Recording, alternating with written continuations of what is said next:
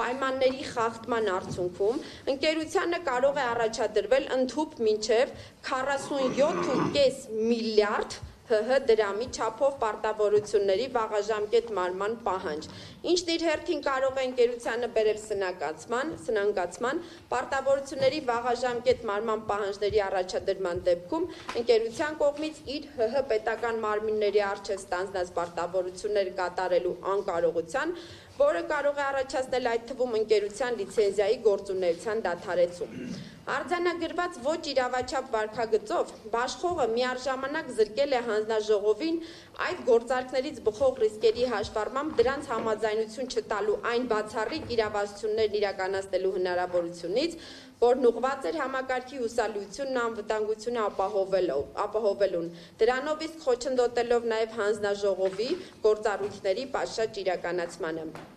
Վերոնշյալի հաշվառմամբ հանձնաժողովի աշխատակազմը գտնում է, որ ընկերությունը խնդրու առարկա երաշխավորությունների տրամադրմամբ սեփականության իրավունքով իրեն պատկանող Հայաստանի Հանրապետության ամբողջ տարածքում սպառողներին էլեկտրական էներգիայի բաշխման համար նախատեսված միակ ցանցը ուղղակիորեն ծառայեցնելով իր գործունեությանն ընդհանրապես չառաջվող անձանց ֆինանսավորմանը, ընկերության հետագա գործունեության համար ստեղծել է լրջագույն ֆինանսական եւ դրանից բխող անվտանգային ռիսկեր։ Ավելին, նշված գործողությունների կատարման արդյունքում Բաշխողը, անտեսելով իրեն վերապահված բացառիկ դերից բխող կարևորագույն պատասխանատվությունը, իրականացրել է բնական մենաշնորհային համարվող բաշխման ցանցի բացարձակապես ոչ արդյունավետ, տնտեսապես չհիմնավորված կառավարում եւ շահագործում, վտանգելով նվազագույն ծախսումներով երկարաժամկետ կտրվածքում սպառողների անխափան էլեկտրամատակարարման ապահովումը, ինչն իրականացվել է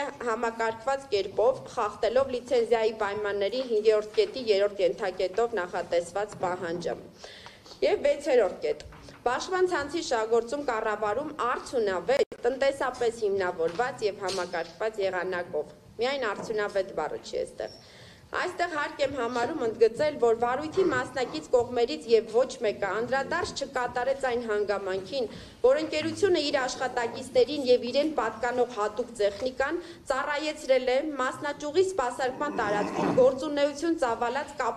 կապալառու կազմակերպությունների, ինչպիսիք են Ինտեկո, Էներգո եւ Արև Construction փակ բաժնետիրական ընկերությունները կարիքների համար։ Այսինքն, ընկերությունը մի կողմից մեծածավալ երաշխավորություններ է տվել իրեն հետ կապ չունեցող այլ կազմակերպությունների, մյուս կողմից իր բնական մենաշնորհային դիրքից եւ վերապահված բացառիկ իրավունքներից բխող հսկայածավալ ռեսուրսները օգտագործել է իր հետ ենթադրյալ ընդհանուր տնտեսական շահ ունեցող այն անձանց տնտեսական բնականon գործունեության ապահովման համար, որոնք հանդիսացել են իր կապալառու ընկերությունները։ Ընդ որում այդ կապալառու կազմակերպությունները ունեն կուտակված պարտավորություններ, որոնք 2025 թվականի հուլիսի 18-ի դրությամբ կազմել են շուրջ 190 միլիոն դրամ։ Եվս մեկ անգամ ընդգծեմ, որ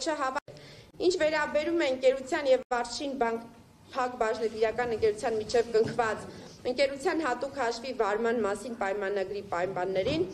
ապա արձանագրեմ, ես նշել էի նաև իմ ելույթում, որ հանձնաժողովի անձնակազմը եւս իրականացրել է վերլուծություն բանկային տոկոսադրույքների, քանի որ վարկերի մասով ընկերությունը հաշվետու է հանձնաժողովին եւ այդ տեղեկատվությունը ամբողջությամբ առկա է։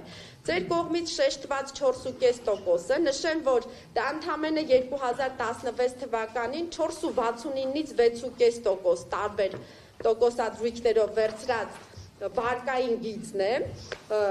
որի մեր վերլուծությամբ ընդամենը 1 տարի անց այլ կառույցներ եւս 4.5%, 5.5% առաջարկներ ունեցել են տոկոսադրույքի։ Նույն ժամանակահատվածում ոչ թե վարկային գիծ, այլ վարկ ձևակերպվել է Արշին բանկի կողմից 5%, մինչև այլ կառույցների կողմից առաջարկվել է նույնիսկ 4%-ով։ Այնպես որ այս փաստը հանձնաժողովի համար եւս հիմնավոր չի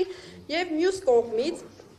հանձնաժողովի անձնակազմը ընդունելի չի համարում Տաշիր կապիտալի ներկայացուցիչների կողմից մեջբերված աշխատակիցներին տրվող արտոնյալ պայմաններով օվերդրաֆտները որպես արդյունավետ կառավարման հանգամանք դիտարկելը, քանի որ 6000 կամ ավելի աշխատակիցներով ցանկացած կազմակերպության աշխատավարձային ֆոնդի շրջանառման նկատառմամբ ցանկացած բանկ կտրամադրեր նմանօրինակ, եթե ոչ ավելի լավ արտոնյալ պայմաններով օվերդրաֆտներ։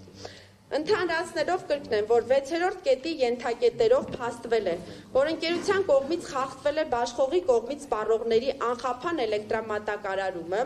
նվազագույն ծախսումներով երկարաժամկետ կտրվածքում ապահովելու նպատակով բաշխման ցանցի կառուցումը, բաշխման ցանցի սպասարկումը, շահագործումը, կառավարումը, պահպանումը, բարելավումը արդյունավետ տնտեսապես հիմնավորված եւ համակարգված եղանակով իրականացնելու լիցենզիայի պահանջը եւ ամբողջական ընդհանրացում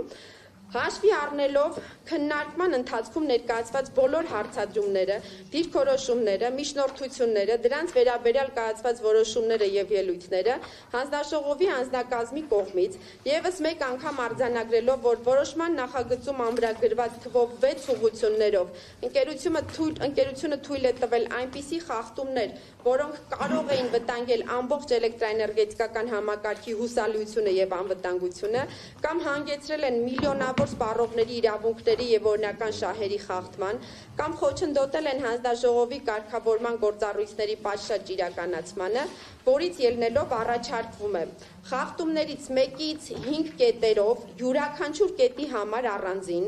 իսկ 6-րդ կետով նախատեսված խախտումների մասով 6-ի 1 ենթակետով նախատեսված երաշխավորությունների մասով առանձին, իսկ 6-ի 2-ից 6-ի 9 ենթակետերի խախտումների մասով համակցությամբ, որպես պատասխանատվության միջոց կիրառել հետ ՓԲ-ի էլեկտրական էներգիայի հզորության բաշխման համար 0092 լիցենզիայի գործողության դադարեցումը։ Նաև առաջարկվում է որոշումը ուժի մեջ դնել 2025 թվականի նոյեմբերի 21-ից։ Ելնելով վերոնշյալից հանձնաժողովի աշխատակազմը հաշվի առնելով քննարկման ընթացքում ներկայացված բոլոր հարցադրումները, դիրքորոշումները, դրանց վերաբերյալ աշխատակազմի պատասխանները, ներկայացուցիչների միջնորդությունները, դրանց վերաբերյալ կայացված որոշումները եւ ելույթները, առաջարկում է քննարկմանը ներկայացնել որոշման նախագիծը, քննարկմանը ներկայացված որոշման նախագիծը քվեարկության դնել խմբագրված տարբերակով։ Միևնույն ժամանակ հարկ ենք համարում ի գիտություն ընդգծել, որ նշված որոշման նախագիծը դրանում բերված բոլոր կետերով եւ փաստարկներով հանդերձ որևէ կերպ չի վերաբերվում հենց ՓՓ սեփականատիրոջը կամ բաժնետերերին, այլ ընդհակառակը խոսում է նրանց շահերի հնարավոր խախտումների մասին։